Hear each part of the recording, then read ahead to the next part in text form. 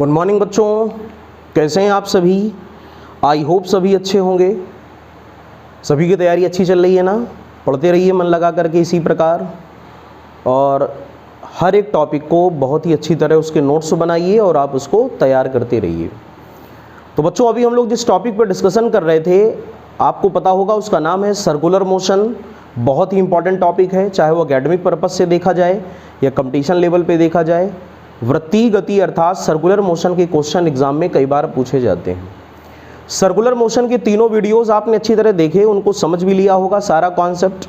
Last video में हम लोगों ने सेंट्रीपिटल एक्सीलरेशन और सेंट्रीपिटल फोर्स अर्थात अभिकेंद्र त्वरण और अभिकेंद्र बल के बारे में अध्ययन किया, उसकी स्टडी करी और सारी चीज़ों को क्लियर किया। उसके बाद सेंट्रीपिटल जो फोर्स होते हैं उसके एप्लीकेशन हम लोगों ने सीखे, ये फोर्स कहाँ कहाँ से अराइज होता है, उसके फार्मूलेशन पे ध्यान दिया, और वो सारा टॉपिक एक साथ हम लोगों ने एक ही वीडियो में कवर अप कर लिया है। ठीक है, तो आप लोग अच्छी तरह उसकी तैयारी करते रहें। जो नए सब्सक्राइबर अभी हम लोगों के साथ में जुड़े हैं, वो वृत्तीय गति के तीनों वीडियो, फर्स्ट, सेकंड और थर्ड पार्ट, तीनों पार्ट अच्छी तरह तैयार कर लें, और फिर उसके बाद इस वाले पार्ट में वो आगे अपने नोट्स बनाएं और तैयारी करें। ठीक है बच्चों, तो चलिए सभी लोग कॉपी पेन लेकर तैयार हो जाएं। आज का हम लोग अपना सर्कुलर मोशन का पार्ट 4, जिसमें हमको पढ़ना है सेंट्रीफ्यूगल फोर्स, अपकेंद्र बल, जिसको सूडो फोर्स भी कहा जाता है, उसका कॉन्सेप्ट स्टडी करेंगे, और बैंकिंग ऑन द टर्न। ठीक है ना, या फिर आप ये कह दो कि when any car moves on the turn, जब कोई कार किसी मोड़ पर मुड़ती है तो वो जैसे ही मुड़ेगी तो उसमें सेंट्रीपिटल या सेंट्रीफ्यूगल फोर्स कैसे काम करते हैं और क्या क्या उसके कॉन्सेप्ट होते हैं, इन सारी चीज़ों की भी हम लोग आज स्टडी करेंगे। ठीक है बच्चों, तो बहुत इंपॉर्टेंट वीडियो होने वाला है, मन लगाकर इसकी तैयारी करें और सारी चीज़ों को साथ साथ समझें। तो सबसे पहले हम लोगों का जो टॉपिक है वो है सेंट्रीफ्यूगल फोर्स। ठीक, सेंट्रीफ्यूगल फोर्स को बोला जाता है अपकेंद्र बल।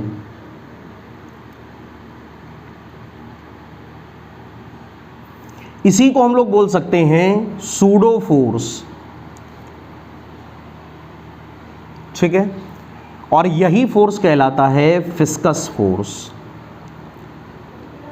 अर्थात आभासी बल।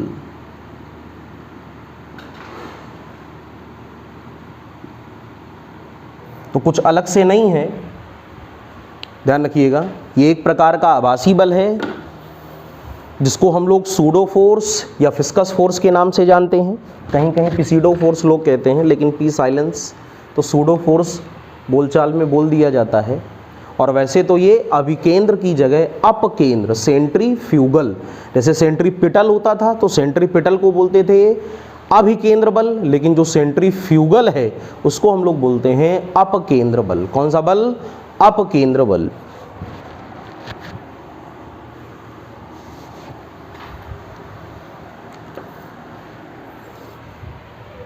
चलिए स्टार्ट करें। सर्कुलर मोशन में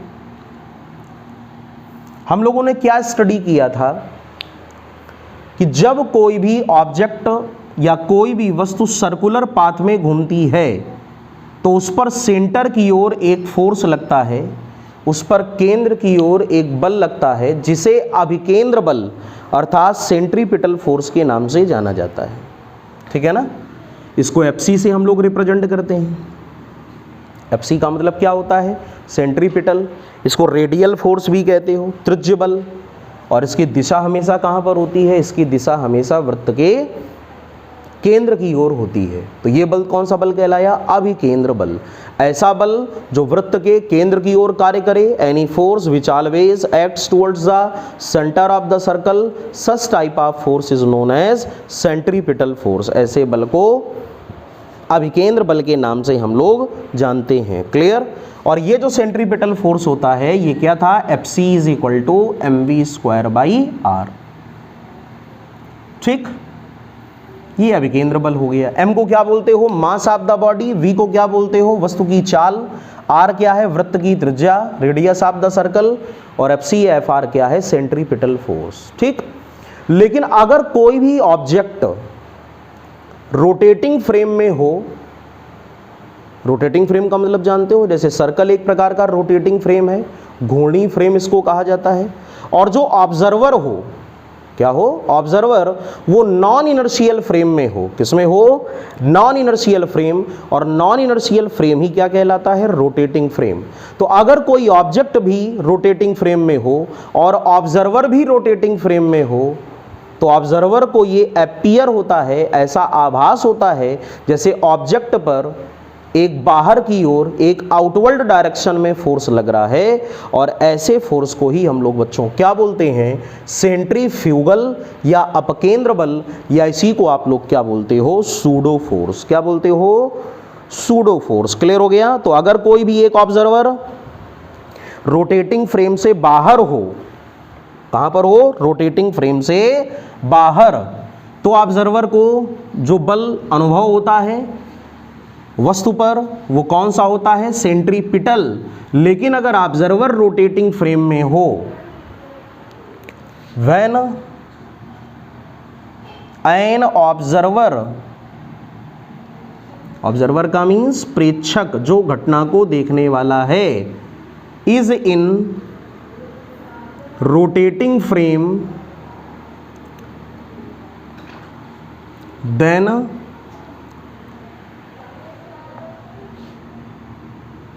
he experiences a force in outward direction,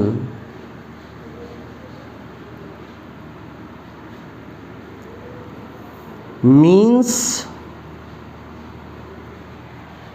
away from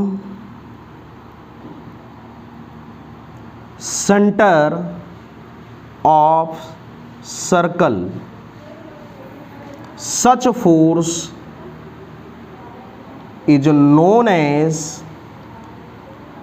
centrifugal force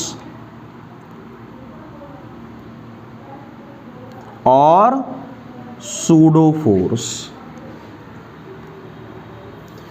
clear, बात आपको समझ में आई।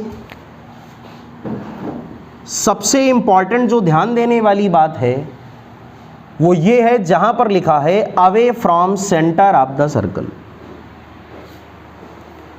जो अपकेंद्र बल होगा, पहले तो इसका मायने सबको समझ में आ गया, मीडियम की किसी को कोई प्रॉब्लम नहीं होनी चाहिए, दोनों में हम पूरा टॉपिक डिस्कस कर रहे हैं कि अगर कोई भी प्रेक्षक घूर्णी फ्रेम में हो, घूर्णी फ्रेम का मतलब रोटेटिंग फ्रेम, ये जो लिखा हुआ है इसको घूर्णी फ्रेम कहते हो हिंदी में, तो उसको ये आभास होता है जैसे वस्तु पर एक बल वृत्त के केंद्र से बाहर की ओर कार्य कर रहा है, और ऐसे बल को ही हम लोग अपकेंद्र बल या सूडो फोर्स के नाम से जानते हैं।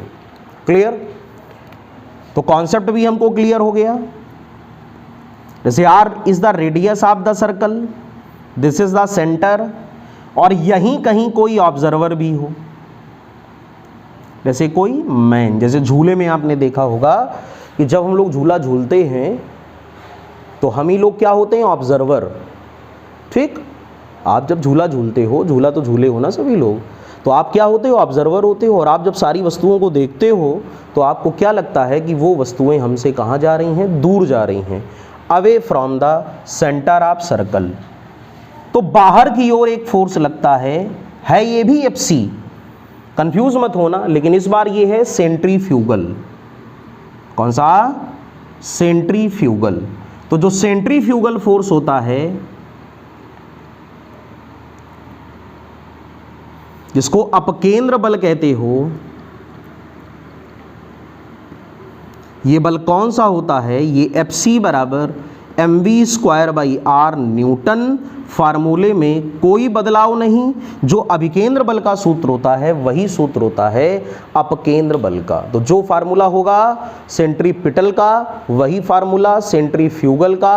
अंतर है तो केवल किस बात का, अंतर है तो केवल इस बात का कि सेंट्रीफ्यूगल फोर्स एक आभासी बल है, जबकि अभिकेंद्र जो बल था सेंट्रीपिटल फोर्स, वह एक वास्तविक बल है।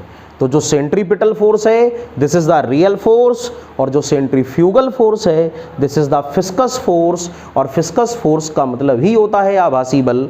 तो ऐसा बल जो हमको आभास हो कि बाहर की ओर कार्य कर रहा है, ऐसे बल को हम लोग कौन सा बल कहते हैं? सेंट्रीफ्यूगल। जैसे आपने देखा होगा गाड़ियों के एग्जाम्पल में कि जब हम लोग किसी कार में बैठे होते हैं या ट्रेन में बैठे होते हैं या बस में बैठे होते हैं और बस सड़क पर मुड़ती है, तो अगर बस मुड़ती है बाईं ओर तो हम पर एक बल कार्य करता है दाईं ओर।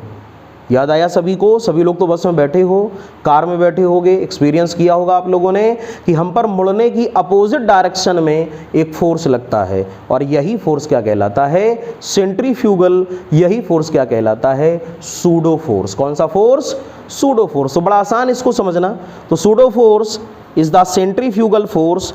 ये हमेशा नॉन इनर्शियल फ्रेम में होता है, और इसी को रोटेटिंग फ्रेम के नाम से भी हम लोग जानते हैं। क्लियर हो गया बच्चों? तो इतनी तो बात सबको समझ में आ गई। इसको रफ कर दें तो बस सीधा सा अंतर है कि अगर प्रेक्षक कहाँ पर है?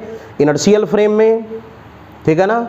अगर प्रेक्षक कहाँ पर है? इनर्शियल फ्रेम में। नॉन इनर्शियल फ्रेम में नहीं है या रोटेटिंग फ्रेम में नहीं है, उससे बाहर है, तो उसे किस बल का अनुभव होगा?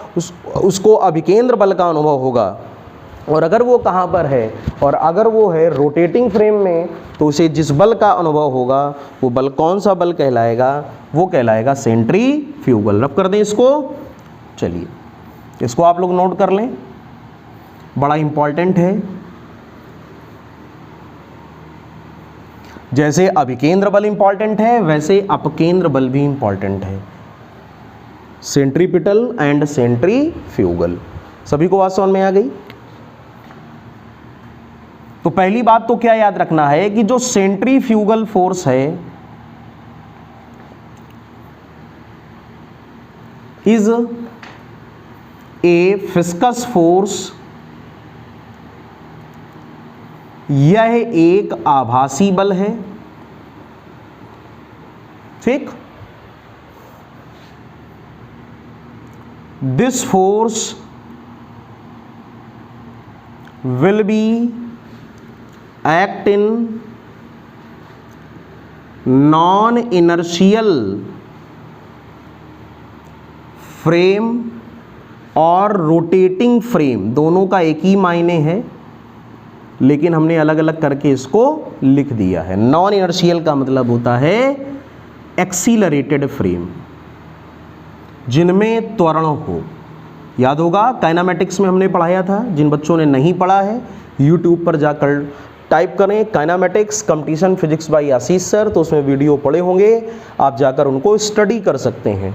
जितने भी प्रकार के त्वरित फ्रेम होते हैं जिनमें एक्सीलरेशन हो, वो सारे फ्रेम क्या कहलाते हैं? अजड़त्वीय निर्देश तंत्र। उन्हीं को हम लोग बोलते हैं non inertial frame of reference. Clear? और ये जो फोर्स होता है Fc that is equal to -ma।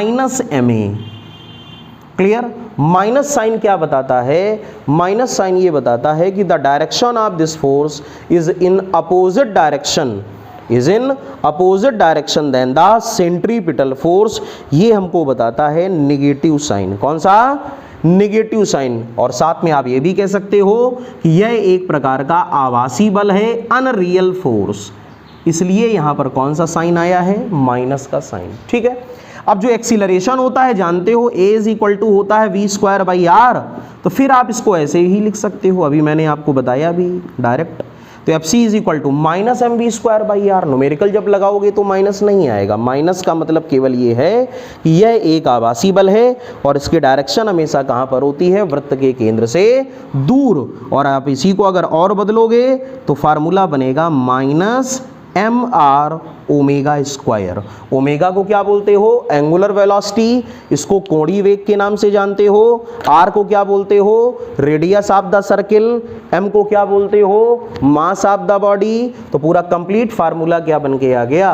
पूरा कंप्लीट फार्मूला बन के आ गया Fc is equal to -mr ω²। और ऐसे भी आप लोग लिख सकते हो Fc is equal to -mv²/r। Direction तो आपको मैंने पहले ही बता दी। इसकी डायरेक्शन हमेशा कहाँ पर होगी? इसकी डायरेक्शन होगी सेंटर से दूर, अर्थात केंद्र से दूर। और ये है फिस्कस फोर्स, या इसी को हम लोग बोलते हैं सूडो फोर्स। कौन सा फोर्स?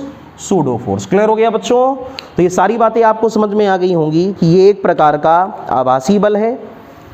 ये बल तब कार्य करता है जब प्रेक्षक या जो घटना को देख रहा है वो रोटेटिंग फ्रेम में हो, घूर्णी फ्रेम में हो, तब ये बल कार्य करता है। और ये बल जो हमेशा होता है वो एक प्रकार का आभासी बल है, इसको सूडो फोर्स के नाम से जाना जाता है। ठीक है, और ये किस प्रकार के फ्रेम में होता है तो कभी मत भूलना, यह नॉन इनर्शियल फ्रेम अर्थात अजड़त्वीय निर्देश तंत्र में होता है। इसको घूर्णी फ्रेम के नाम से भी जानते हो। और यह एक प्रकार का त्वरित फ्रेम है। कैसा फ्रेम है? त्वरित का मतलब हुआ एक्सीलरेटेड। जिस फ्रेम में एक्सीलरेशन हो, जिसमें त्वरण हो, उसी को हम लोग क्या बोलते हैं? Non inertial frame of reference. Note कर लिया पूरा टॉपिक? चलिए, बहुत अच्छी बात है। जो लोग नोट्स बना रहे हैं वो साथ साथ नोट्स बनाते रहें। नोट्स बनाने से हर चीज़ पर कमांड और अच्छी हो जाती है और पूरा टॉपिक या बेसिक्स आप कह दो हमको बहुत अच्छी तरह क्लियर हो जाते हैं। ठीक है, तो ये तो हमारे पास जो बल हो गया, इसको हम लोग बोलते हैं अपकेंद्र बल। कौन सा बल? अपकेंद्र बल। जो हमेशा कहाँ पर लगे? जो हमेशा वृत्त के केंद्र से बाहर की ओर लगे, इसको अपकेंद्र बल के नाम से जाना जाता है। इसी को हम लोग सेंट्रीफ्यूगल फोर्स कहते हैं। ठीक है, तो एक तो हो गया सेंटर की तरफ लगने वाला बल, the force which always acts towards the centre,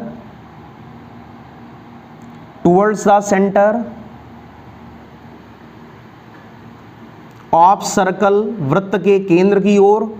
इसका नाम पड़ गया अभिकेंद्र बल।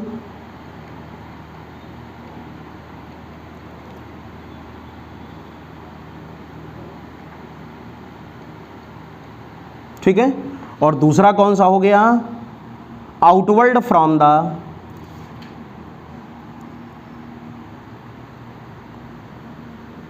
Centre of circle.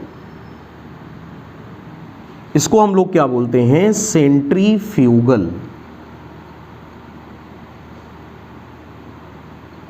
अपकेंद्र बल। समझ में आ गया? अंतर तो क्लियर है। और दोनों में एक बात तो आपको और पता चल गई, this is the real force, ठीक है, and this is the non real force. एक वास्तविक बल और एक अवास्तविक। ये वास्तविक नहीं है, ये आभासी है, और ये वाला कौन सा है? ये वास्तविक है।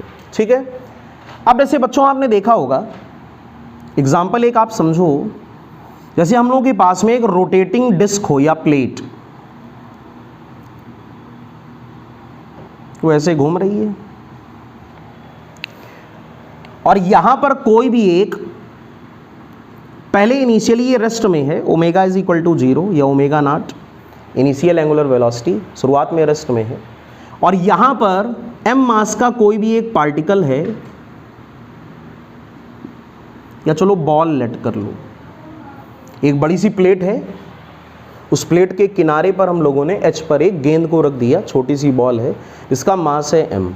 तो जब ये डिस्क रेस्ट में है तो बॉल भी रेस्ट में है, ठीक है, जब डिस्क रेस्ट में है या प्लेट रेस्ट में है तो बॉल भी रेस्ट में है, इस पर कोई फोर्स नहीं लग रहा। लेकिन जैसे ही हम लोग प्लेट को घुमाएंगे, रोटेट कराएंगे एंगुलर वेलोसिटी ओमेगा से, तो बॉल भी रोटेट करेगी विद एंगुलर वेलोसिटी ओमेगा। ये तो पता है सबको। और एग्जामाइन करो, आपने तो देखा भी होगा, एक्सपेरिमेंटली आपने इस बात को देखा होगा कि जो बॉल होगी वो कहां भागती है? बाहर की ओर। अब पता नहीं आपने खेला है कि नहीं खेला, हम लोगों ने तो कई बार छोटे में ऐसे खेल खेले हैं। आप लोग आजकल डिजिटल गेम खेलते हो, जैसे प्लेट या तस्तरी को तेजी से हम लोग घुमा दें, तेजी से ऐसे रोटेट कर दें, अरे उड़न तस्तरी देखी होगी, अगर उसको हम लोग ऐसे उल्टा करके रोटेट कर दें, बहुत तेजी से फर्श में ऐसे घुमा दें, स्विंग कर दें, और उस पर ऊपर से रेत या मोरंग या फिर मट्टी या फिर कोई छोटे छोटे स्टोन के पार्टिकल्स ऐसे ड्रॉप करें, छोड़ें, तो जितने भी पार्टिकल जा करके उस प्लेट पर गिरते हैं या तस्तरी पर गिरते हैं तो वो फटाफट बाहर की ओर भागने लगते हैं। देखा होगा, कहाँ भागते हैं? बाहर की ओर। वही बात तो यहाँ पर हमने बॉल बोल दिया है। तो जैसे ये मास की बॉल ये रोटेटिंग प्लेट पे होगी और प्लेट जैसे ही तेजी से घूमेगी या घूमना स्टार्ट करेगी तो ये बॉल कहां भागेगी? बाहर की ओर। क्यों? क्योंकि इस पर कौन सा फोर्स लगा? Centrifugal force. ठीक है, तो this is the centrifugal force Fc mr omega square. ये बात सबको समझ में आ गई? इस बॉल पर एक अपकेंद्र बल कहां लगा? बाहर की ओर, सेंटर से दूर। ये this is the centre C। और सेंट्रीफ्यूगल फोर्स कहां लगा? बाहर की ओर, will be in outward direction. Clear हो गया? अब अच्छा आप एक बात बताओ, हम आपसे ये बोलें कि प्लेट को हम किस कोणीय वेग से घुमाएं? क्वेश्चन बना दें इसको कि what should be the angular velocity of the plate, कि ये बॉल बाहर की ओर ना भागे।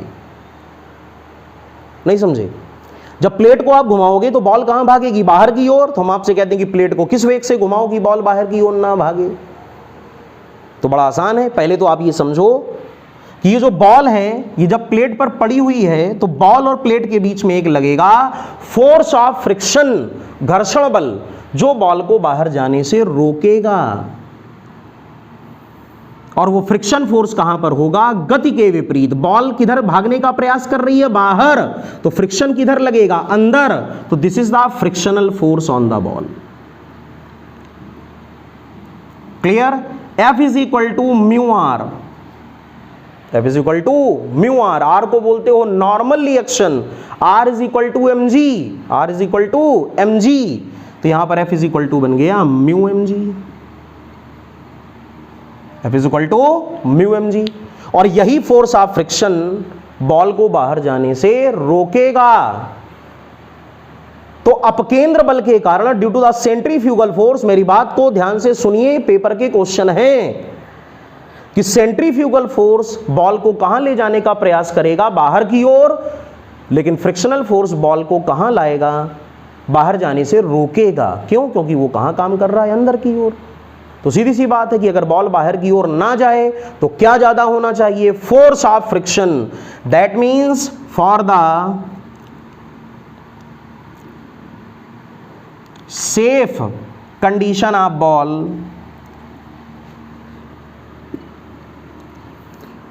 F फ्रिक्शन ज्यादा होना चाहिए सेंट्रीफ्यूगल फोर्स से। बस ये कंडीशन आपको तैयार हो तो ठीक रहेगा। अच्छा एक बात, जैसे जैसे एमआर ओमेगा स्क्वायर बढ़ेगा वैसे वैसे फ्रिक्शन बढ़ेगा। याद करो, टॉपिक का नाम घर्षण बल। जब किसी वस्तु पर लगने वाले वाय बल के मान को बढ़ाते हो तो पहले तो फ्रिक्शन होता है स्टैटिक, जिसका नाम था स्थैतिक घर्षण। पहले तो वो बढ़ता है और बाद में बढ़ते बढ़ते बढ़ते बढ़ते वो क्या हो जाता है? It become maximum. और ऐसे फ्रिक्शन का नाम क्या था? सीमांत घर्षण। इसको लिमिटिंग फ्रिक्शन के नाम से जाना जाता है। तो आप ये भी कह सकते हो F maximum is greater than or equal to F centrifugal. इसको लिमिटिंग फ्रिक्शन भी हम लोग कह सकते हैं, सीमांत घर्षण। स्टैटिकल, शुरुआत में स्टैटिक था, स्थैतिक घर्षण, बढ़ते बढ़ते मैक्सिमम। वो रोके रखे हैं बॉल को कि अभी बॉल बाहर मत जाओ, और हमने एंगुलर वेलोसिटी को और बढ़ा दिया तो वो अब भी रोके है बॉल को कि बॉल बाहर मत जाओ। लेकिन अगर हमने एंगुलर वेलोसिटी को और बढ़ा दिया तो लिमिटिंग फ्रिक्शन बढ़ते बढ़ते हो गया मैक्सिमम। अब वो आगे और नहीं जा सकता, अब वो बॉल को नहीं रोक सकता, जहां जाना हो वहां बॉल जाओ। ठीक, तो वो तो सेफ कंडीशन नहीं हुई ना, हमको तो सेफ कंडीशन पढ़नी है, सुरक्षित रहे, गेंद अंदर ही रहे। तो ये सीमांत घर्षण भी हम यहां लिख सकते हैं F लिमिटिंग। समझ में आ रहा है बच्चों? F limiting is greater than or equal to F centrifugal. बस इतना पर्याप्त है।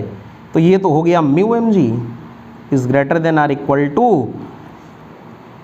M R omega square. M से M cancel, mu G is greater than or equal to R omega square. बस यहाँ से ओमेगा की वैल्यू को हम लोग आसानी से फाइंड आउट कर सकते हैं कि ओमेगा का वह मान, दैट वैल्यू ऑफ ओमेगा, जो गेंद को बाहर जाने तक के लिए, या गेंद, या आप ये कह सकते हो कि प्लेट का वह कोणीय वेग जिस वेग तक अगर प्लेट घूमेगी तो बॉल प्लेट में सुरक्षित रहेगी और बॉल बाहर की ओर नहीं भागेगी। बच्चों बात आपको समझ में आ गई।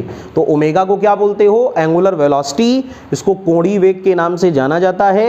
एम को क्या बोलते हो? Mass of the body. R को क्या बोलते हो? रेडियस। म्यू को क्या बोलते हो? घर्षण गुणांक। इसको कहते हो कोफिशिएंट ऑफ फ्रिक्शन। तो पूरा कंप्लीट फार्मूला जो बनता है वो किसके लिए बनता है? ओमेगा के लिए। तो एप्लीकेशन तो सबको समझ में आ गया, बड़ा ही सिंपल एप्लीकेशन था। टॉपिक का नाम क्या था? टॉपिक का नाम था सेंट्रीफ्यूगल फोर्स।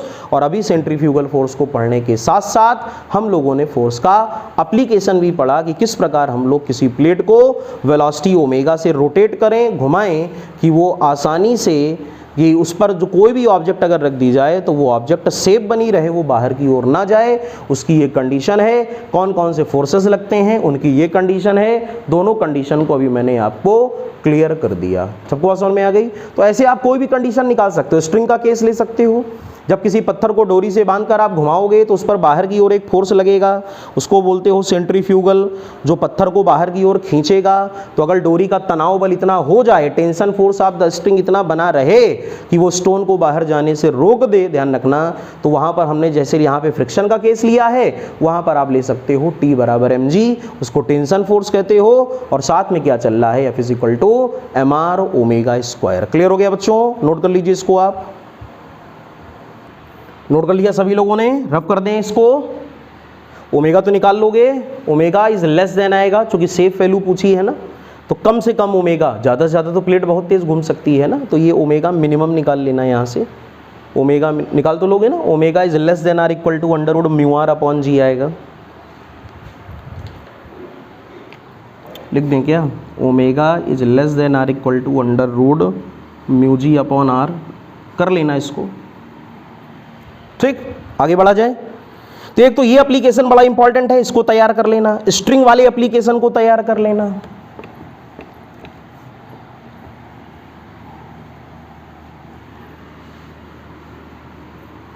डोरी वाला जो एप्लीकेशन है उसको भी आप पढ़ लेना,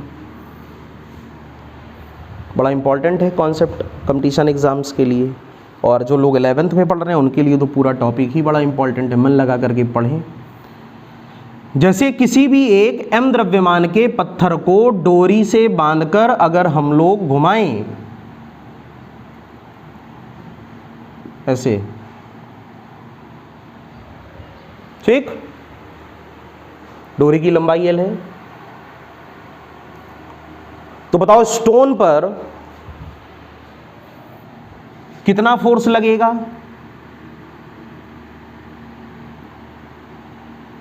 सेंट्रीपिटल, सेंट्रीफ्यूगल की बात कर लें। हाँ, मान लें हम लोग ऑब्जर्वर यहीं है रोटेटिंग फ्रेम में, तब के लिए सेंट्रीफ्यूगल हो जाएगा। डोरी में बैठ तो पाओगे नहीं ना, पत्थर पे बैठ जाओगे। लेकिन अब मान लें कि कोई कीड़ा है वो पत्थर के साथ चिपका हुआ है, तो उसको एक आभासी बल का अनुभव होगा, mv²/L। उसकी डायरेक्शन कहाँ पर होगी? बाहर की ओर, ऐसे, ठीक, ऐसे मान लो। और डोरी का जो तनाव बल है, टेंशन फोर्स,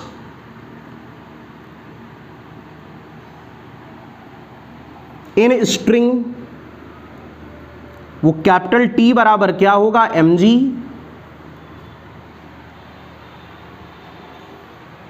अब अगर हम आपसे बोलें कि डोरी का वह न्यूनतम तनाव जिसके बाद डोरी ब्रेक हो जाए, कम से कम वो टेंशन फोर्स जहां तक पत्थर बंधा रहे, तो वो तो 0 भी हो सकता है। लेकिन जैसे जैसे पत्थर की चाल बढ़ेगी वैसे वैसे तनाव बल बढ़ेगा। तो हम बोले ज्यादा से ज्यादा वह तनाव जिसे डोरी बिना टूटे सहन कर सके, that maximum tension force which bear by the string without breaking, तो हम लोग इसको कर देंगे T मैक्स। क्लियर? तो condition of unbreaking of string T max, T max ज्यादा से ज्यादा वो तनाव, ये तो बढ़ सकता है ना, T max is greater than or equal to m v square by l. अब अगर T max m v square by l से ज्यादा हो गया, when T max is greater than m v square by l, बहुत ज्यादा बढ़ गया, ध्यान रखना, बहुत ज्यादा बढ़ गया, T max m v square by l से बहुत ज्यादा बढ़ गया तनाव बल डोरी का, तब तो ये पत्थर बंधा रहेगा, बाहर नहीं जाएगा। टी मैक्स बराबर हो गया m v square by l के, तो भी ये घूमता रहेगा। लेकिन अगर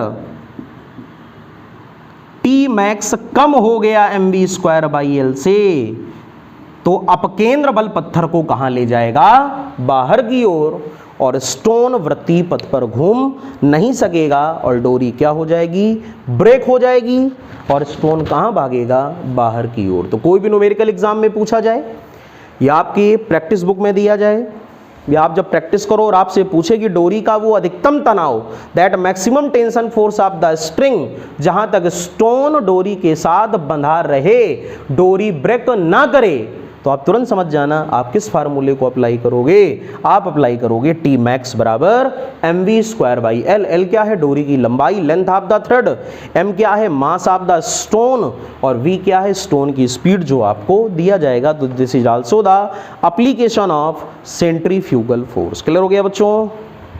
तो सेंट्रीफ्यूगल फोर्स पत्थर को कहां ले जाएगा, बाहर की ओर, लेकिन टेंशन फोर्स स्टोन को कहां बनाए रखेगा, अंदर की ओर, और ये डोरी को टूटने नहीं देगा। लेकिन अगर m v square by l T से ज़्यादा हो गया तो रोप या string will be break down, break हो जाएगी, टूट जाएगी, और वृत्तीय गति संभव नहीं होगी। सबको बात पूरी क्लियर हो गई? आज का टॉपिक सबको समझ में आ गया? नोट कर लें, जल्दी जल्दी नोट कर लें, बहुत इंपॉर्टेंट टॉपिक है। इसके आगे वाला जो वीडियो आएगा उसमें हम लोग बैंकिंग की कंडीशंस पढ़ेंगे, ठीक है, वो और भी ज़्यादा इंपॉर्टेंट होगा। आज वाले वीडियो में हम लोगों ने पूरा सेंट्रीफ्यूगल का टॉपिक कवर अप किया है। आप इसके नोट्स अच्छी तरह बना लें, अपकेंद्र बल क्या क्या होता है, अपकेंद्र बल कैसे कार्य करता है, इसको अच्छी तरह तैयार करें, पढ़ाई को बहुत बेहतरीन ढंग से करें, और सारी चीज़ों को अच्छी तरह समझते रहें और इनकी अच्छी तरह प्रैक्टिस भी करते रहें। जितने बार आप नोट्स को उठा करके पढ़ोगे उतने बार आपकी बहुत अच्छी तरह इसमें कमांड बनेगी। ठीक है बच्चों? तो आज के टॉपिक को हम लोग इस वीडियो में यहीं तक रोकते हैं। आई होप आपको अच्छी तरह सारी चीज़ें समझ में आ रही होंगी। आप इन सब की अच्छी तरह तैयारी करें, और वीडियो पसंद आ रहा हो तो लाइक करें, कमेंट करें टॉपिक आपको कैसा लगा, और ज़्यादा से ज़्यादा इसको शेयर भी करें। ठीक है? तो बस मन लगा करके पढ़ते जाएं, और कुछ नहीं आपसे कहना, बस अपना काम आप यूं ही करते रहना। नेक्स्ट नए वीडियो में आपके साथ फिर से हम लोग उपस्थित होंगे, या फिर से आपसे मुलाकात होगी। तब तक के लिए जय हिंद, जय भारत।